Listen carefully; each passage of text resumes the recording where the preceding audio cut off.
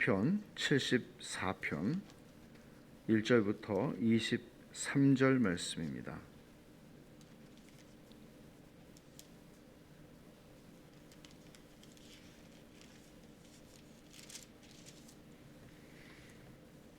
교독하도록 하겠습니다. 아삽의 마스길. 하나님이여, 주께서 어찌하여 우리를 영원히 버리시나이까? 어찌하여 주께서 기르시는 양을 향하여 진노의 연기를 뿜으시나이까? 옛적부터 얻으시고 속량하사 주의 기업의 지파로 삼으신 주의 회중을 기억하시며 주께서 계시던 시온산도 생각하소서. 영구히 파멸된 곳을 향하여 주의 발을 옮겨 놓으소서. 원수가 성소에서 모든 악을 행하였나이다. 주의 대적이 주의 회중 가운데에서 떠들며 자기들의 깃발을 세워 표적으로 삼았으니 그들은 마치 도끼를 들어 삼림을 베는 사람 같으니이다. 이제 그들이 도끼와 철퇴로 성소의 모든 조각품을 쳐서 부수고 주의 성소를 불사르며 주의 이름이 계신 곳을 더럽혀 땅에 엎었나이다. 그들이 마음속으로 이르기를 우리가 그들을 진멸하자 하고 이 땅에 있는 하나님의 모든 회당을 불살랐나이다. 우리의 표적은 보이지 아니하며 선지자도 더 이상 없으며 이런 일이 얼마나 오래는지 우리 중에 아는 자도 없나이다. 하나님이여, 대적이 언제까지 비방하겠으며 원수가 주의 이름을 영원히 능욕하리이까? 주께서 어찌하여 주의 손 곧 주의 오른손을 거두시나이까?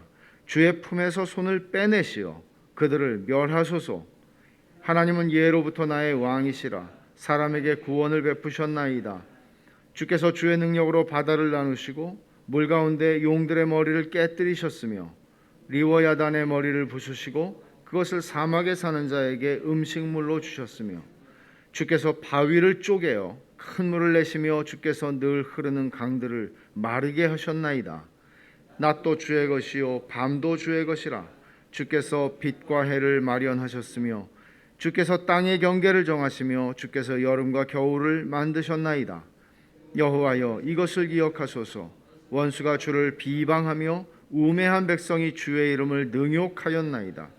주의 맷비둘기의 생명을 들짐승에게 주지 마시며 주의 가난한 자의 목숨을 영원히 잊지 마소서. 그 언약을 눈여겨보소서.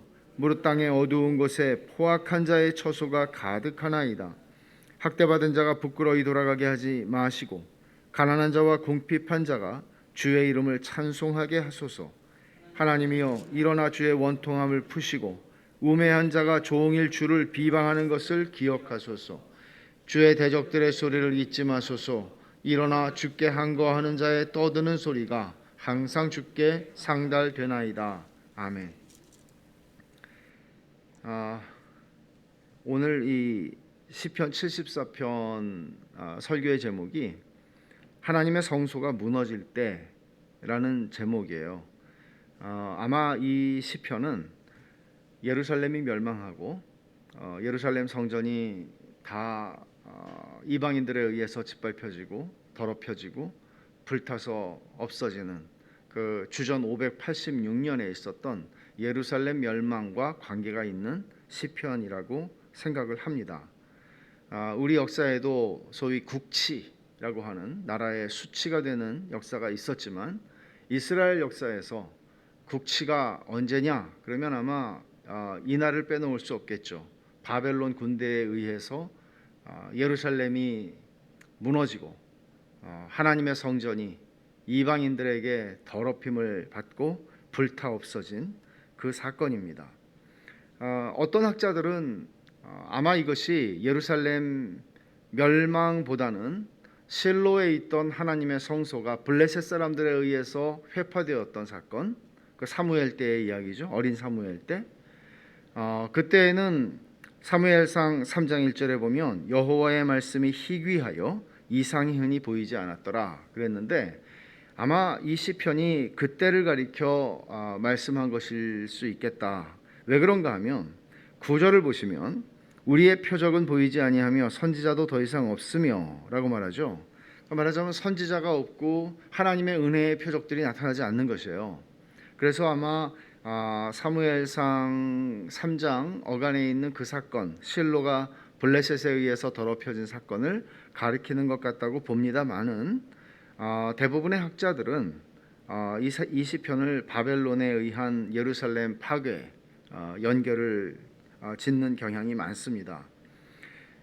정확하게 우리가 알 길은 없지만 이제 그런 하나님의 성소가 더럽혀짐을 받는 그런 상황 가운데에서 쓴 시예요. 사실은 이 시편을 준비하면서 요즘에 계속 드는 생각은 이게 어제 오늘의 일은 아닙니다만은 교회가 발가벗겨진다는 느낌을 참 많이 받습니다.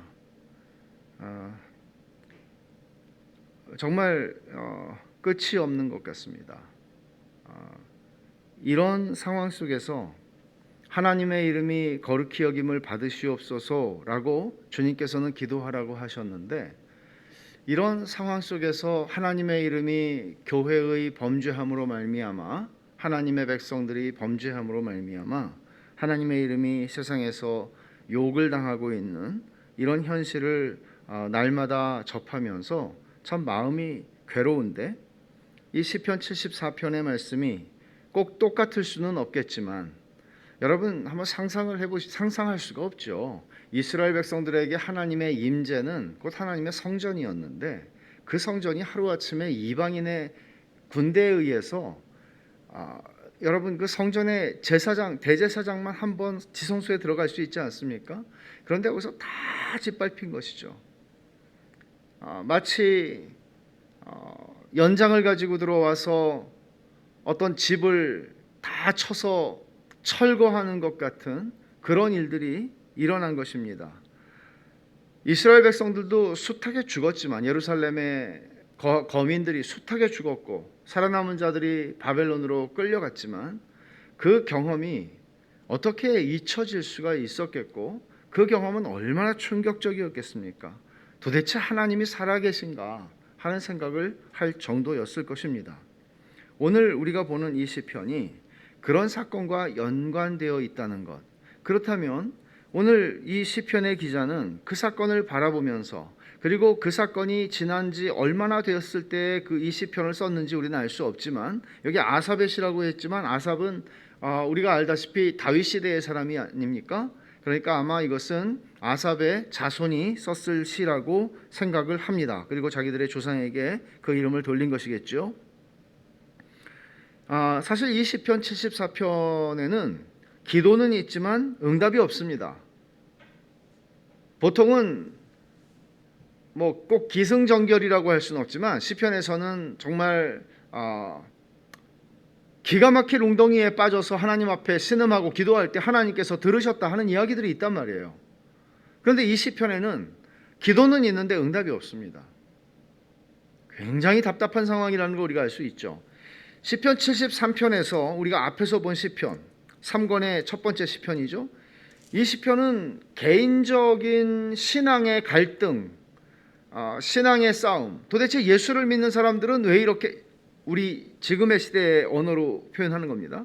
예수 믿는 사람들은 왜 이렇게 힘들고 찌그러지고 이렇게 힘든데, 도대체 저렇게 하나님을 믿지 않고 불경건하고 하나님을 대적하는 저런 사람들은 저렇게 잘되고 흥하는가? 이 문제를 가지고 개인적으로 믿음의 씨름을 하는 이야기가 73편이었다면 74편은 이런 거죠. 국가적인 재난 앞에서 또는 교회 공동체적인 재난 앞에서 도대체 하나님의 교회가, 하나님이 살아계시다면, 그건 전제죠. 하나님이 살아계시는데 왜 하나님의 교회가 이렇게 무력하고 무능하고 이렇게 무너질 수가 있는가? 이런 공동체적인 갈등을 이 시편은 담고 있습니다.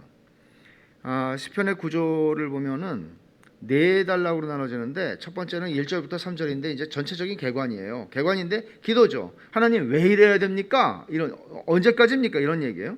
그리고 4절부터 23절 마지막까지는 세 개의 단락으로 나눠지는데, 첫 번째 단락은 4절부터 11절까지인데 이게 이제 전반부에 속해요. 근데 이게 현재 시제예요. 현재 시인이 경험하고 있고 겪고 있는 그 참담한 현실. 그 다음에 12절부터 17절은 지금의 현실과는 너무나 대조적인 과거에 하나님께서 행하신 전능하신 일과 구원의 역사들을 회상해요. 그리고 그러면 그 다음에 18절 이하는 뭐겠어요? 장래의 소망을 가지고 하나님 앞에 또 엎드리는 거예요. 그래서 시제로 보면 현재, 과거, 미래로 이어지는 것이에요. 하나님은 아까 말씀드린 것처럼 응답하지 않아요.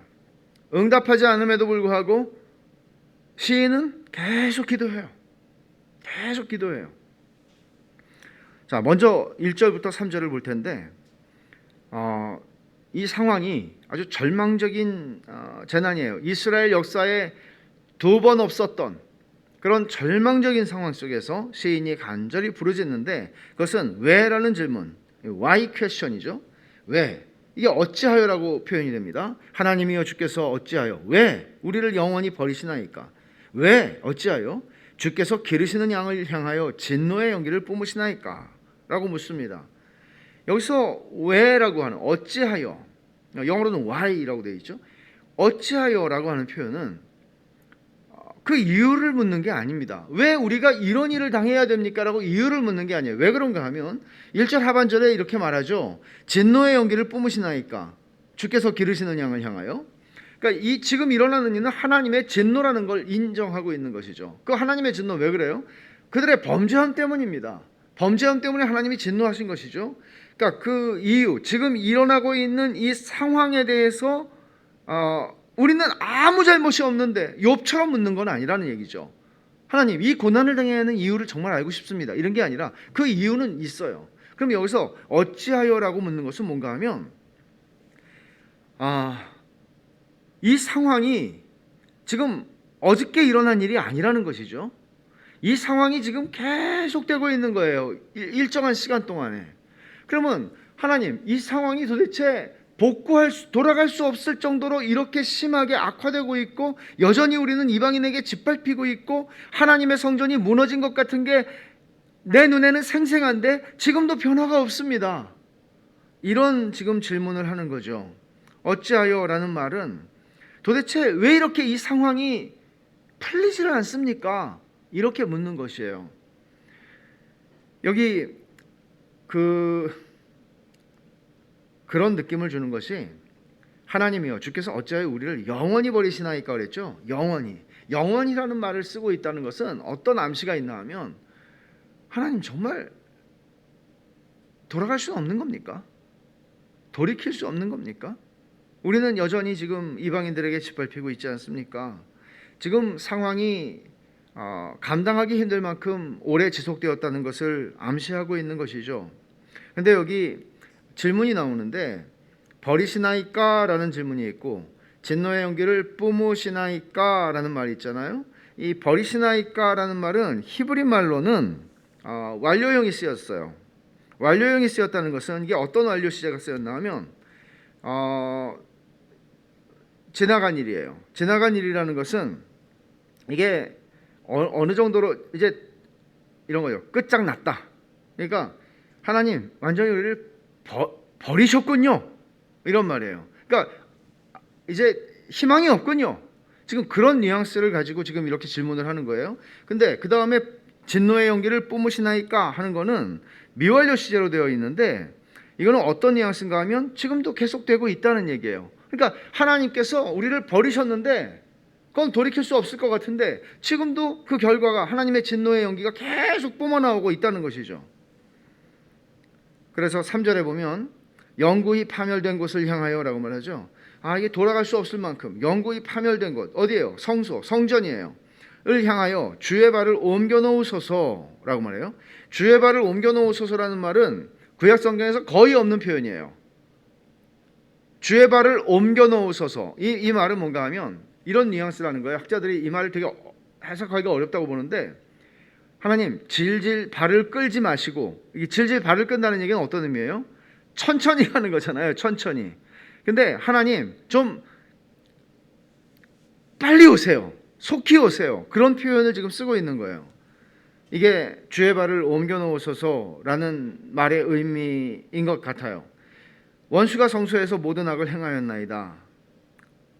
영구히 파멸된 곳 주의 성소로 오세요 라고 말하는 것이죠. 근데 여기서 우리가 하나 주목해야 되는 게 있는데 좀 아까 말씀드린 대로 답이 없다는 거예요. 계속 시인은 하나님께 기도하는데 하나님의 응답이 전혀 없어요. 이 기도에는.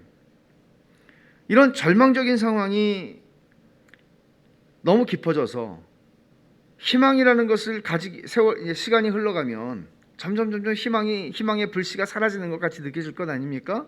그러니까 그것을 지금 시인이 경험하고 있는 그런 상황 속에서 이 시편 전체의 분위기가 시편 74편이 그런 분위기 속에서 지금 시인이 드리고 있는 기도라는 것이죠.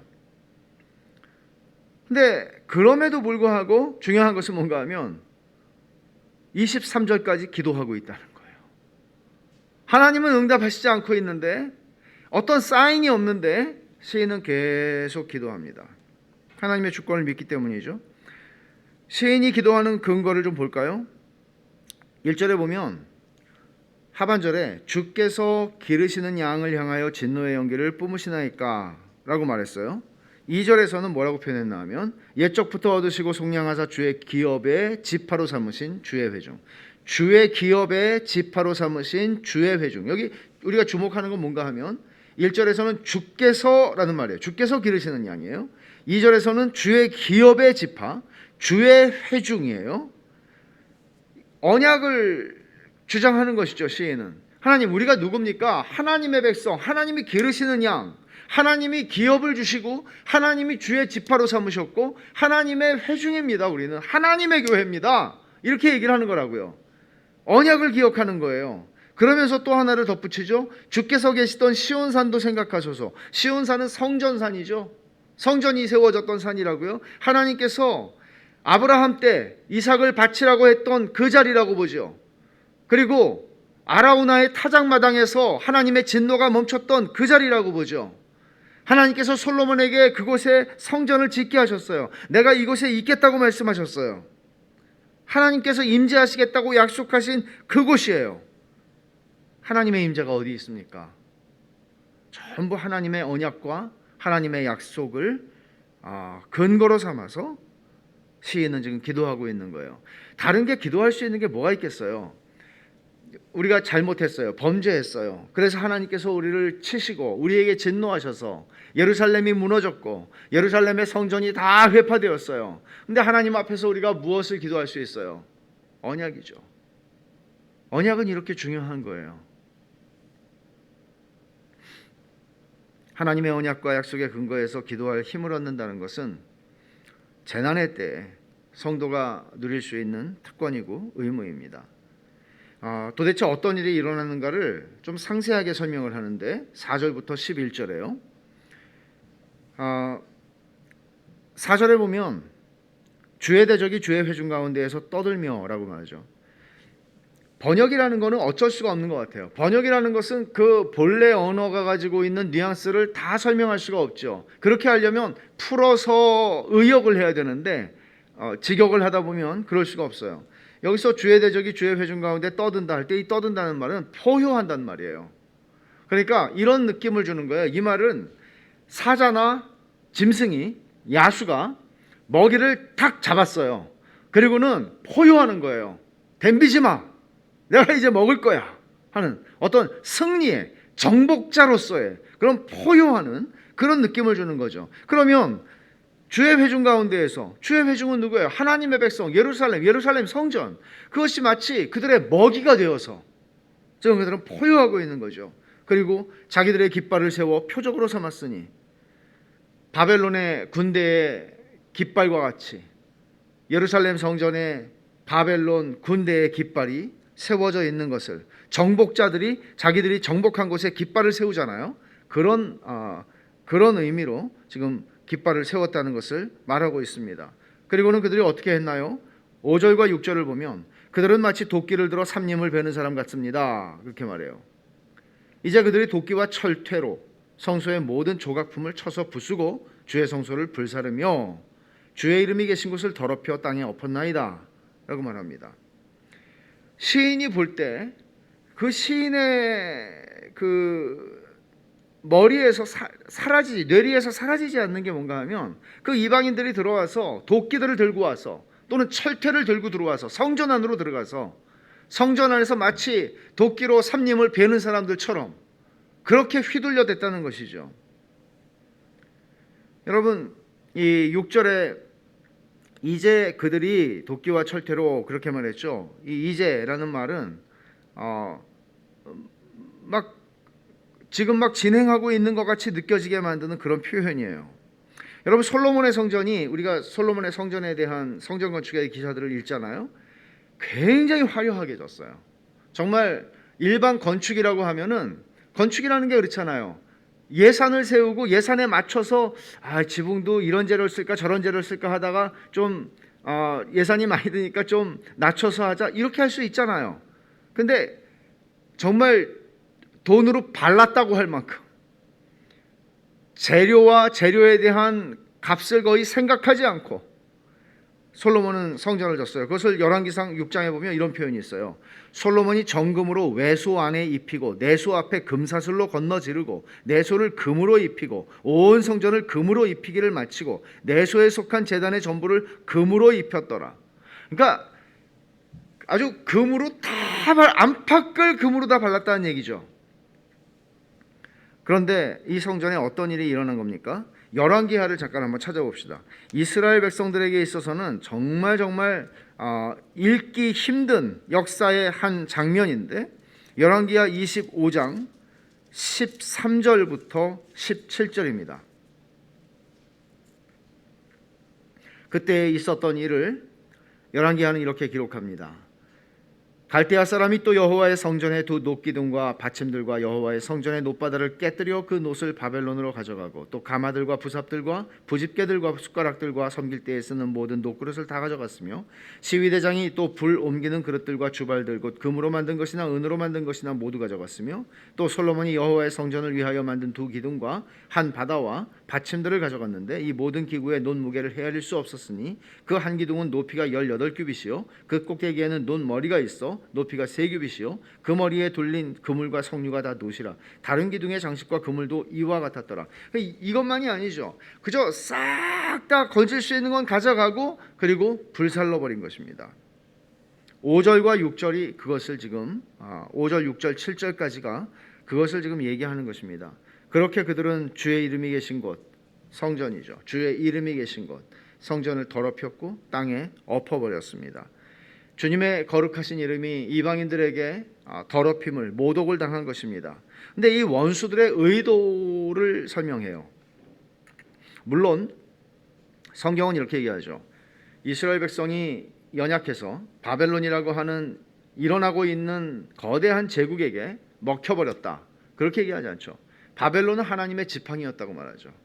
하나님이 바벨론을 통해서 자기 백성을 심판하신 것이고 징계하신 것이라고 말씀하죠. 그러나 바벨론은 지나치게 나갔습니다. 그것이 뭔가 하면 8절에 있는 말씀인데 그들의 의도를 이렇게 말합니다. 그들이 마음속으로 이르기를 우리가 그들을 진멸하자 하고 이 땅에 있는 하나님의 모든 회당을 불살랐나이다. 그러니까 그들이 가지고 있었던 의도를 이 원수들, 하나님의 원수들이죠. 하나님의 원수들이 가진 의도는 뭔가 하면 그들을 진멸하자는 것이었습니다. 여러분, 주님께서 말씀하시기를 세상이 너희를 미워할 것이다 라고 말씀하셨습니다. 왜냐하면 나를 미워할 것이고 너희가 내게 속했기 때문에 세상이 너희를 미워한다. 그러나 우리는 역사 속에서 언제나 불신자들이 교회를 언제나 적대했고, 예를 들면 아각 사람 하만이 유대인 모르드게를 너무나 미워해서 모르드게를 내가 죽여야 되겠다라고 생각한 것이 아니라 에스더에 보면 이렇게 말하죠. 그들이 모르드게의 민족을 하만에게 알림으로, 그러니까 모르드게가 유대인이다 하는 것을 알리자 하만이 모르드게만 죽이는 것이 부족하다고 생각하고 아하수에로의 온 나라에 있는 페르시아 전역에 있는 유다인 곧 모르드게의 민족을 다 멸하고자 하더라. 이런 일들이 역사 속에서 언제나 있었던 것은 아니죠. 하나님을 알지 못하는 황제였지만 좀 친화적인 사람도 있었고, 하나님을 알지 못하는 정부지만 친기독교적이기도 했습니다. 그런 일들이 있었습니다. 그러나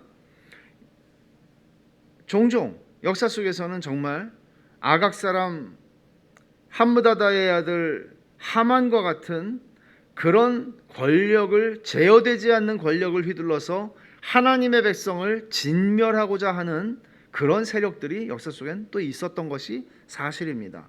그러니까 이것이 언제나 똑같은 강도로 오는 것은 아니기 때문에 하나님의 백성들은 이 세상이 우리에게 좀 친화적일 때는 우리 편이구나라고 생각할 수 있고, 또 세상이 우리 편이 되기를 기대하는 마음조차 가질 수 있을지는 모르겠으나 사실 그것은 그리 성경적이지는 않습니다.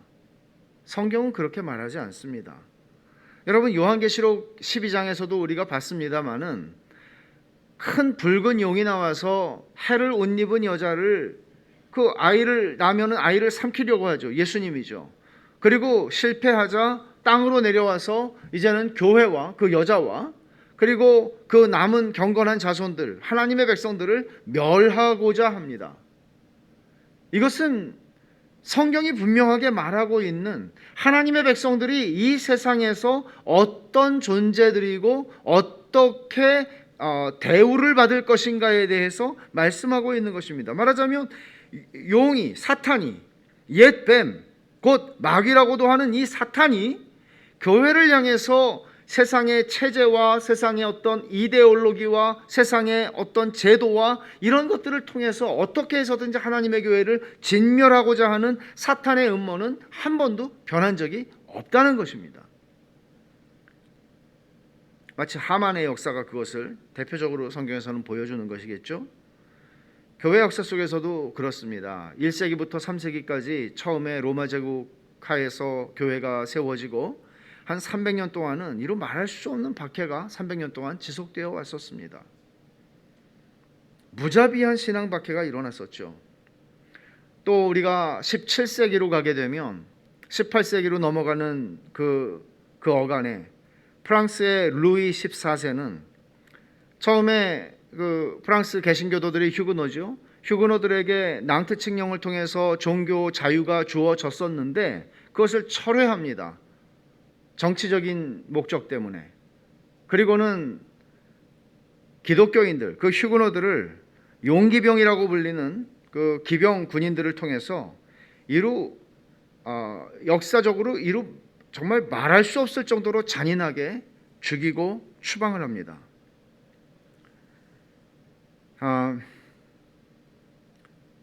당시에 성경을 소지했다는 것만으로도 죽임을 당할 수 있었기 때문에 카톨릭 국가였던 18세기에 성경을 집에 가지고 있으면 죽임을 당할 수 있는 것이죠. 그래서 휴그노들은 성경의 많은 부분들을 암송을 했습니다. 그 일에 자신들의 삶을 드렸습니다. 왜냐하면 그 고난 속에서 자신들을 지켜줄 수 있는 힘이 되는 것은 하나님의 말씀밖에 없는데, 9절을 보십시오. 우리의 표적은 보이지 아니하며 선지자도 더 이상 없으며 이런 일이 얼마나 오래했는지 우리 중에 아는 자도 없나이다. 고난이 심한데, 이 환난이 지금 기가 막힌데 이 시인을 정말 힘들게 하는 건 뭔가 하면 선지자가 없다는 거예요. 하나님 말씀이 없다는 거예요. 그런 역사의 순간들을 우리는 경험했습니다. 공산정권에서도 성경을 다 불태워버리는 일들 일어났었죠. 표적도 없고 선지자도 없다. 여기 표적이라고 말할 때 이 표적은 아마 시편 86편을 한번 잠깐 보시죠. 86편 17절.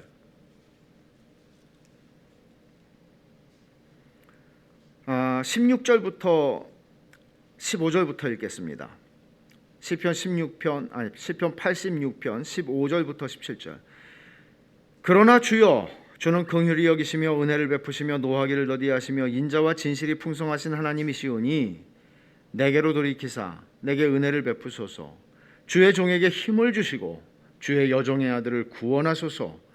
은총의 표적을 내게 보이소서. 그러면 나를 미워하는 그들이 보고 부끄러워하오리니 여호와여, 주는 나를 돕고 위로하시는 이시니이다. 지금 하나님의 백성으로서 이 시인은 야, 네가 하나님의 백성인데 하나님이 살아계신지도 난 모르겠지만 하나님이 너를 사랑하시고 너에게 은혜를 베푸신다는 증거가 있어? 눈에 보이는 증거가 있어? 네가 하나님의 사람인데 너는 이렇게 구질구질하게 사니? 너는 하나님의 사람인데 너는 그거밖에 안 되니? 이런 식의 비아냥과 조롱들이 이 세상으로부터 많이 있었단 말이에요. 그러니까 지금 이 시인이 기도하는 건 뭐예요? 하나님, 내게 은총의 표적을 보여서 저들을 부끄럽게 해주십시오. 하나님, 내가 하나님의 사람인 거를 저 사람들이 어떻게 보든지 간에 볼 수 있게 해주십시오. 그런 거죠. 지금 여기서 우리의 표적은 보이지 않는다. 그 은총의 표적을 얘기하는 것이겠죠. 우리가 하나님의 백성인데 이렇게 짓밟힘을 당하고 무력하게 살아갑니다. 은총의 표적이 없어요. 또 선지자도 없어요. 어떤 사람들이 이렇게 얘기합니다. 이게 아까도 제가 말씀드렸지만 예루살렘이 멸망할 때 예레미야 선지자도 있었고 또 이미 바벨론으로 포로로 잡혀가 있던 에스겔 선지자도 있었단 말이에요. 그러면 선지자가 없다는 말은 틀렸다, 그렇게 말합니다.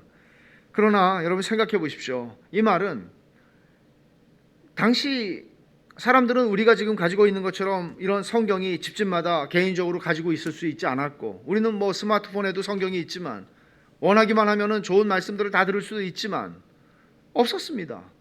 그리고 선지자들이 에스겔이 바벨론에서 예언을 한다 해도 기껏해야 그게 편지로 몇 달 걸려서 올 뿐이었습니다. 말하자면 사람들에게는 하나님 말씀이 풍성하게 언제나 하나님의 선지자들이 있었고 또 제사장들이 예루살렘 성전에서 하나님의 말씀을 가르치는 그런 일들이 일어나지 않았습니다. 레위인들도 없었습니다. 말씀이 없어진 시대죠. 그러니까 고난 가운데 있을 때 하나님의 말씀보다 더 위로가 되고 힘이 되고 견디게 만들고 우리를 지탱하게 만드는 게 없는데 하나님 말씀이 없다는 얘기를 하는 거죠. 너무 힘든 거죠. 생각해 보십시오. 우리가 지금 1년 됐어요. 코로나로 1년 돼서 만약에 이런 미디어가 있어서 우리가 함께 한 자리에서 예배할 수는 없지만 이게 정상적인 건 아니지만 하나님께서 하나님의 은혜로 우리에게 이런 현대적인 기술을 사용해서 하나님 말씀을 들을 수 있게 하고 우리가 그 시간에 함께 모이지 못해도 그 시간에 하나님의 은혜의 보좌 앞에 성령 안에서 나아갈 수 있게 하는, 그리고 그의 말씀을 들을 수 있게 하는 것은 얼마나 큰 은혜입니까? 만일 이런 일이 불가능했다면 한 해 동안 여러분들은 여러분의 신앙을 유지할 수 있을까요? 과연 나는 내 신앙을 유지할 수 있을까요? 하나님의 말씀이 없다면, 나에게 하나님 말씀이 없다면, 듣고 싶은데 읽고 싶은데 읽을 수 있는 성경 책이 없다면 가능할까요? 그런 심정을 토로하는 것입니다. 그리고 10절에서 얘기하죠. 10절과 11절에 이제 전반부가 끝나는 거예요. 현재의 상황이 끝나는 거예요. 하나님이여 대적이 언제까지 비방하겠으며, 아까는 왜라고 하는 질문으로 1절에서 시작했는데 여기서는 이제 when, 언제까지, 하나님이여 대적이 언제까지 비방하겠으며 원수가 주의 이름을 영원히 능욕하리이까? 주께서 어찌하여 주의 손, 그 주의 오른손을, 오른손이라는 것은 힘 있는 손이죠. 오른손을 거두시나이까? 주의 품에서 손을 빼내시어 그들을 멸하여 주십시오 라고 기도합니다. 하나님은 응답하지 않습니다. 그럼 어떻게 해야 될까요? 여기서 그냥 기도를 마쳐야 되겠죠. 그러나 그렇게 하지 않습니다. 하나님이 우리의 기도에 응답하지 않을 때 우리가 어떻게 해야 할까요? 내가 하나님 앞에서 간절히 하나님 앞에 구하는 것이 있는데 하나님께서 말씀하시는 것 같지 않을 때 우리는 어떻게 해야 될까요? 시인은 뭘 하고 있나 하면 과거에 하나님께서 행하신 은혜의 역사들을 기억합니다. 굉장히 중요한 것입니다. 이것이 11절부터 12절부터 17절인데 12절을 보시면 이렇게 아주 선포를 하죠. 하나님은 예로부터 나의 왕이다. 사람에게 구원을 베푸셨나이다. 근데 여기 구원이라고 하는 말이 복수예요. 그래서 사람에게 구원들을 베푸셨나이다 라고 하는 말이에요. 그러니까 하나님은 예로부터 나의 왕이시라. 무슨 의미로 지금 이 얘기를 할까요? 하나님, 지금 모든 것이 다 무너져 버렸습니다. 그러나 하나님은 옛적부터 나의 왕이셨던 하나님은 지금도 나의 왕이십니다. 지금도 저는 하나님 앞에 충성합니다. 지금도 저는 이 모든 역사 속에 하나님의 손이 있다는 것을 믿습니다. 그 얘기를 하는 것이죠. 그러면서 주의 구원들을 구원들을 베푸셨나이다. 사람에게 구원들을 베푸셨나이다라고 얘기해요. 구원이 왜 복수로 사용되었을까요? 하나님이 구원하신 역사 속에 과거의 행동, 하나님의 구원하시는 행동들을 가리키는 것이죠. 그러면 우리가 개인적으로 생각하면 이런 것이에요. 하나님께서 내게 은혜를 베풀어 주신 그 은혜의 순간들. 내가 정말 큰 위기 가운데 있을 때 하나님께서 나를 찾아오셨고 나를 그 위기에서 건져주셨던 그 은혜의 순간들 기억하는 것이죠. 여러분, 이거 되게 중요한 것이에요. 공동체에 있어서 그렇습니다. 특히 이스라엘 역사에서 이 이스라엘 시편에도 그런 시들이 몇 개가 있지만 과거를 회상하는 것입니다. 이스라엘 어떤 서사시 같은. 그래서 과거에 그들은 하나님을 제외해 놓고는 자기들의 역사를 쓸 수 없었던 사람들이잖아요.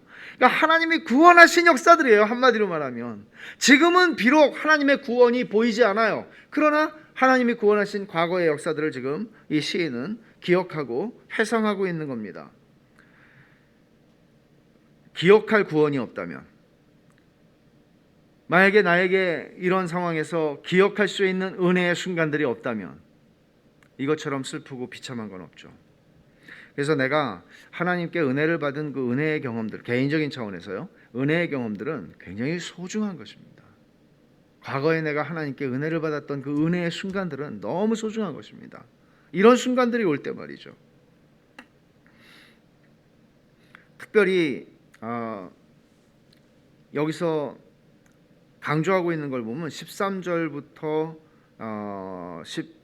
17절까지 하나님의 창조에 대한 이야기를 하고 있어요. 13절에 주께서 주의 능력으로 바다를 나누시고 물 가운데 용들의 머리를 깨뜨리셨으며 리워야단의 머리를 부수시고 그것을 사막에 사는 자에게 음식물로 주셨으며 쭉 얘기하는데 16절에 낮도 주의 것이고 밤도 주의 것이라 낮과 밤을 나누신 거, 주께서 빛과 해를 만드신 거, 또 땅의 경계를 정하신 거, 여름과 겨울을 만드신 거, 이런 창조와 관련된 이야기를 지금 하고 있죠.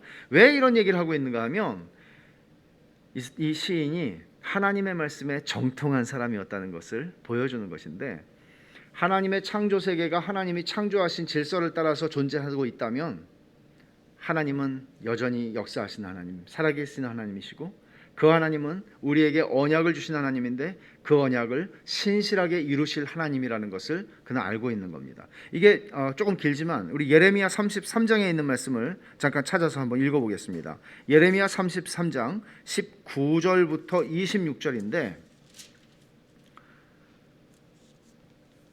왜 지금 이 창조 언약, 그 창조 세계와 하나님이 맺으신 언약을 지금 이 시인이 지금 얘기를 하는가, 이렇게 길게. 그 이유가 있다는 것이죠. 과거를 돌아보면서 하나님이 창조하신 세상이 지금 그대로 굴러가고 있잖아, 이걸 얘기하는 것이죠.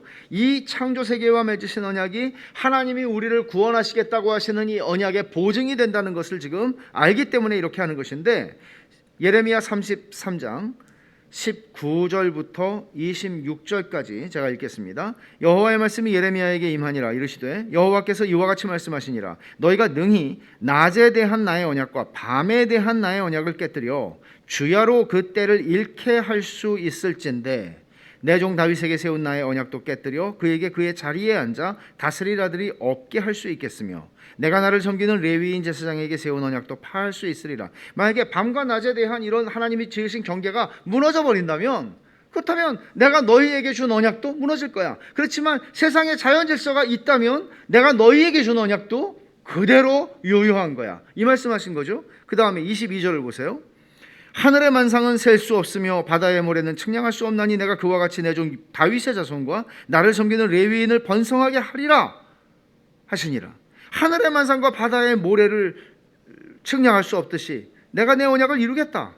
또 23절 여호와의 말씀이 예레미야에게 임하니라. 이르시되 이 백성이 말하기를 여호와께서 자기가 택하신 그들 중에 두 가게를 버리셨다 한 것을 내가 생각하지 아니하느냐. 그들이 내 백성을 멸시하여 자기들 앞에서 나라로 인정하지 아니하도다. 여호와께서 이와 같이 말씀하시니라. 내가 주야와 맺은 언약이 없다든지, 낮과 밤이에요, 천지의 법칙을 내가 정하지 아니하였다면 야곱과 내 종 다윗의 자손을 버리고 다시는 다윗의 자손 중에서 아브라함과 이삭과 야곱의 자손을 다스릴 자를 택하지 아니하리라. 내가 그 포로된 자를 돌아오게 하고 그를 불쌍히 여기리라. 예레미야 선지자는 이스라엘의 멸망할 것을, 유다의 멸망, 예루살렘의 멸망을 예언합니다.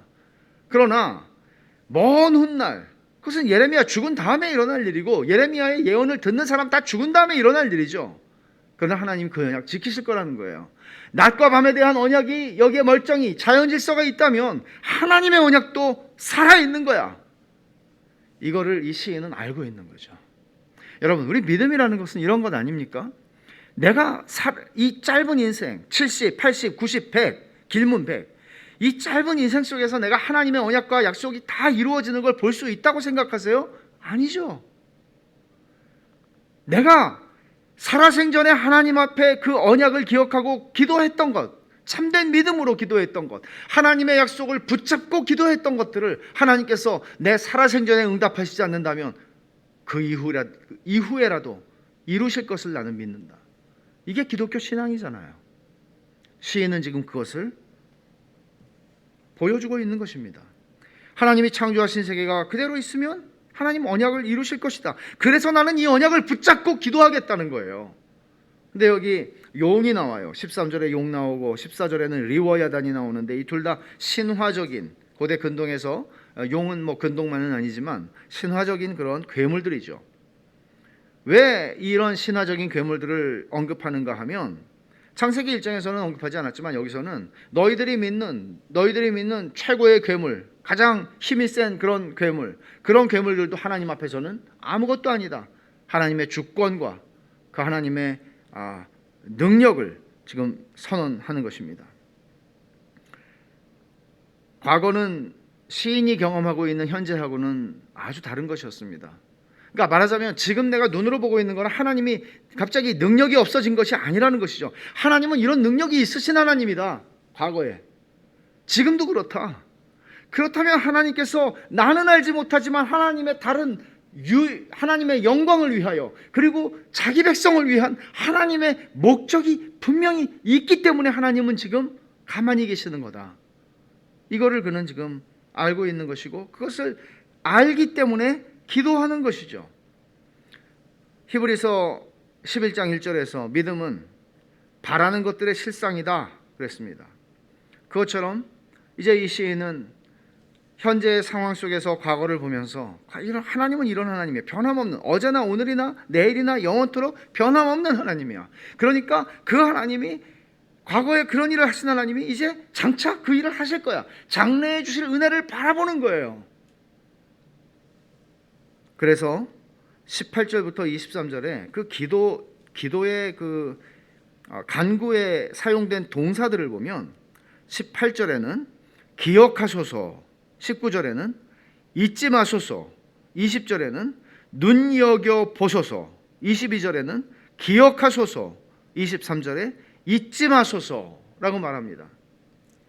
하나님의 구원은 어디서 시작해요? 기억하시는 데서 시작하죠. 아브라함과 이삭과 야곱에게 약속한 것을 기억하심으로 하나님이 자기 백성을 출애굽시키시는 거잖아요. 기억하시는 데서 시작하는 것이죠. 원수들의 주를 비방한 일과 주의 이름을 능욕한 사실을 기억하십니다. 18절을 볼까요? 여호와여 이것을 기억하소서. 원수가 주를 비방하며 우매한 백성이 주의 이름을 능욕하였습니다. 주여 잊지 마옵소서. 이것을 기억하옵소서 라고 기도하는 것입니다. 그리고 19절에서는 자기들이 가여운 맷비둘기 같고 가난한 자에 불과하다는 사실을 인정하면서 하나님 우리를 들짐승 앞에 맡기지 마십시오. 우리를 잊지 마십시오 라고 기도합니다. 여기서 주의 맷비둘기, 주의 가난한 자라고 하는 것도 이 말은 언약을 강조하고 있는 표현들이에요. 그러니까 처음부터 끝까지 이 시인의 기도를 끌고 가고 있는 것은 맷집이 아니라 하나님의 언약과 약속에 대한 신앙입니다. 20절에서 드디어 그 언약을 눈여겨 보소서. 주님, 언약의 조문이 있잖아요. 여기 이걸 눈여겨 보세요. 저는 이걸 믿고 있습니다. 그 언약은 학대받은 자를 부끄럽게 돌아가게 하지 않으시고 가난하고 궁핍한 자로 주의 이름을 찬송하게 하는 것이라고 시인은 말합니다. 그리고 22절에 또 간구하죠. 하나님 일어나셔서 원수 갚으시고 복수해 주세요. 마지막 절에서는 주를 대적하는 원수들의 소리 들으시고 잊지 마세요. 이 참혹한 소리를 잊지 마세요. 이 제임스 메이어라고 하는 사람이 시편 주석에서 이런 말해요.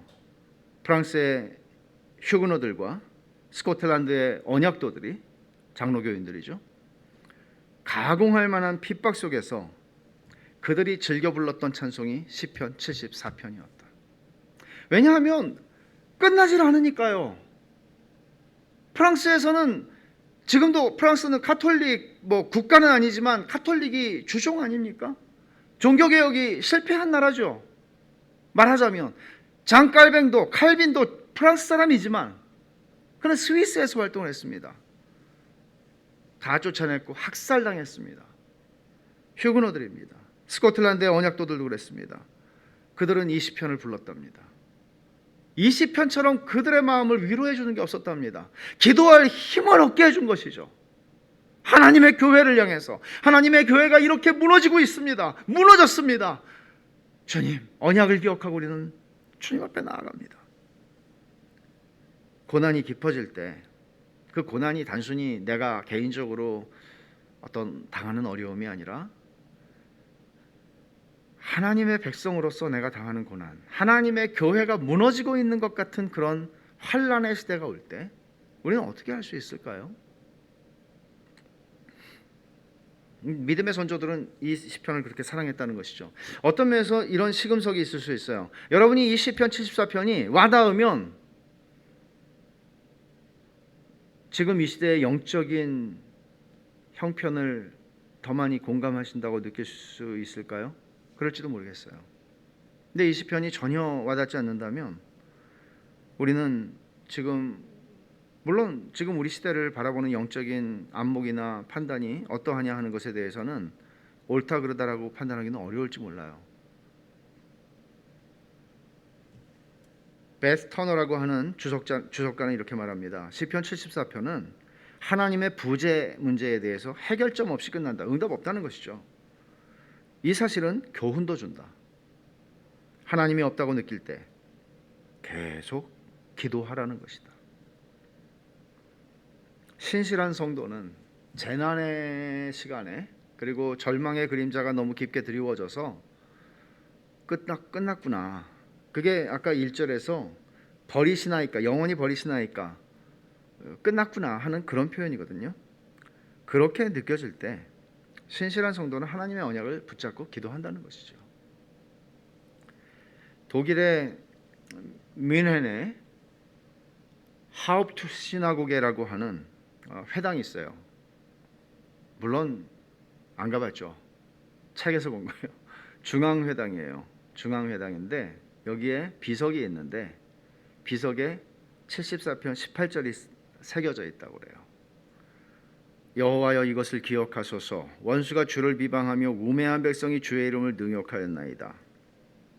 왜냐하면 나치 치하에서 1938년 11월 10일, 그러니까 특별히 유대인들을 대학살을 했던 날이라고 그래요. 그날이 크리스탈나흐트라고, 유대인 대학살의 밤에 이 회당도 파괴되었었답니다. 그러니까 정말 이 시편 74편의 그 상황과 굉장히 유사한 거죠. 그런 상황 속에 그 상황을, 그러니까 다시 재건됐는데 이 하up트 시나고게가, 그래서 그들의 만행을 잊지 않으시고 심판하실 하나님을 기대하며 그렇게 써놓은 것이겠죠.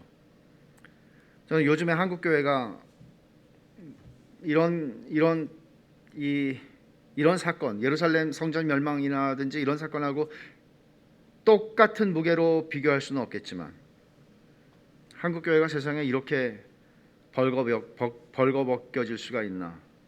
하루가 멀다 하고 목사들의 만행, 목사들의 그 부끄러운 모습들, 목사 할 것 없이 그 일들이 일어납니다. 목사와 목사의 자식들과 장로들과 단체들과 세상의 조롱거리입니다. 이런 얘기를 들었습니다. 강진에 계시는 목사님하고 통화를 했는데 강진 군수가 라디오 방송에서 강진은 청정지역입니다 하고 얘기한 다음 날 나왔다죠, 확진자들이. 근데 청정지역입니다라고 말을 했는데 그 라디오 방송에서 이런 댓글이 붙었답니다. 강진에는 교회가 없나 보네요. 이런 모습들을 우리는 낯설지 않게 대합니다. 변명할 수가 없습니다. 우리의 범죄에 대한 하나님의 진노라는 생각을 지울 수도 없습니다. 시인이 9절에서 말한 것처럼 우리의 표적은 보이지 않고 선지자가 더 이상 없다고 고백하고 싶은 심정입니다. 왜냐하면 하나님의 은총의 표적이 별로 없는 것 같고, 제가 볼 때에도 강단이 너무나 많이 번영신학에 의해서 오염돼서 마치 예루살렘이 멸망할 당시에 선지자 예레미야를 제외한 다수의 선지자들이 평안하다 평안하다 평안하다, 그들의 중하여 죽게 된 상처를 그들은 반창고나 발라주면서 심상히 여기며 피상적으로 그저 감기약이나 주는 정도였다는 것이죠. 오늘날 그렇지 않습니까? 교회당은 많지만 참된 하나님 말씀을 들을 수 있는 강단이 없어서 누군가에게 교회를 소개해 준다는 게 보통 어려운 일이 아닌 그런 상황이 되었다는 것은, 이렇게 밤의 야경에 십자가가 온 시내를 밝히는 이 대한민국에서 소개할 교회가 없다는 것은 얼마나 불행하고 슬픈 일인지 알 수가 없습니다. 주님께서는 가장 종교적이었고 가장 하나님을 사랑하고 하나님의 율법을 주야로 묵상한다고 하는 사람들이 가장 많이 밀집해 있었던 예루살렘을 바라보시고 오셨습니다. 가까이 오사 성을 보시고 우시며 이르시되 너도 오늘 평화에 관한 일을 알았더라면 좋았을 뻔하였거니와 지금 내 눈에 숨겨졌도다. 날이 이를지라 내 원수들이 토둔을 쌓고 너를 눌러 사면으로 가두고 또 너와 및 그 가운데에 있는 내 자식들을 땅에 메어치며 돌 하나도 돌 위에 남기지 아니하리니 이는 내가 보살핌 받는 나를 알지 못함을 인함이니라. 여기 성을 보시고 주님이 마지막 주간에 성을 보시고 우셨다 그랬는데, 이 우셨다는 헬란 말은 통곡하셨다는 말입니다. 그냥 눈물을 흘리신 것이 아니고 걷잡을 수 없는 통곡이 터진 것입니다. 크리스토퍼 애쉬라고 하는 분은 시편 74편을 얘기하면서 여기서 우리는 그리스도의 영의 음성을 듣는다, 바로 이 말씀이죠. 누가복음 19장에 주님이 예루살렘 성의 멸망을 바라보면서 통곡하셨던 그 음성. 여러분들도 오늘 이 시편의 74편에 있는 이 말씀을 통해서 그 말씀을 주님의 그 통곡과 주님의 교회 중에 교회여야 하고 하나님의 백성 중에 하나님의 백성이어야 하는 예루살렘의 그들이 그렇게 되는 그 모습을 보면서 오셨던 주님, 그것을 우리는 듣고 있는가 하는 것입니다. 이 시편을 여러분 한번 오늘 이후에 내일이든 오늘 밤이든 다시 한번 쭉 읽어보십시오. 이 시편을 통해서 하나님께서는 이 시대의 교회를 향해서, 교회를 위해서 기도하라고 말씀하시는 것이 아닌가 하는 생각을 합니다. 우리는 이런 생각을 가지고 있기가 쉽지 않습니까? 내가 그냥 개인적으로 은혜 잘 받고 살면 되지. 근데 주님은 거기서 더 나가라고 얘기하시죠. 우리 교회가 잘 가고 있으면 되지. 아니, 주님은 더 좀 보라고 그러시죠. 주님의 교회를 보라고.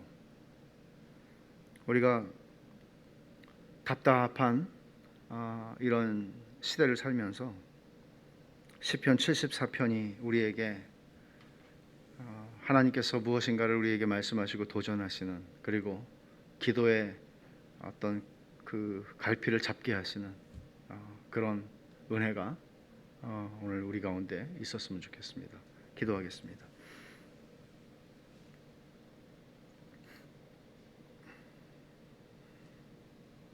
하나님 아버지, 감사합니다. 예루살렘 성전이 무너지던 날 하나님의 백성이 신실한 믿음의 사람들이 겪었을 그 충격을 저희는 감히 상상할 수도 없습니다. 그러나 주님, 비록 지금 누군가가 와서 우리의 예배당을 부수는 것은 아니지만 하나님의 교회가 이 땅에서 무너져가는 것 같고, 우리가 화려하게 치장해 놓은 그 모든 것들이 다 벗겨지고 우리의 수치스러운 치부들이 다 드러나는 것 같은 그런 시대를 저희가 삽니다. 가장 거룩해야 하고 가장 순전해야 할 텐데 벗겨놓으니 세상보다 더 더럽습니다.